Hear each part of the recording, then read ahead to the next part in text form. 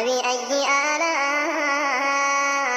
ربكما تكذبان وله الجوار المنشآت في البحر كالأعلام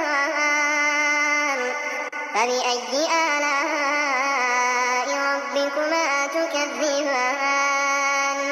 كل من عليها فان ويبقى وجه ربك ذو الجلال والإكرام فبأي آلاء ربكما تكذبان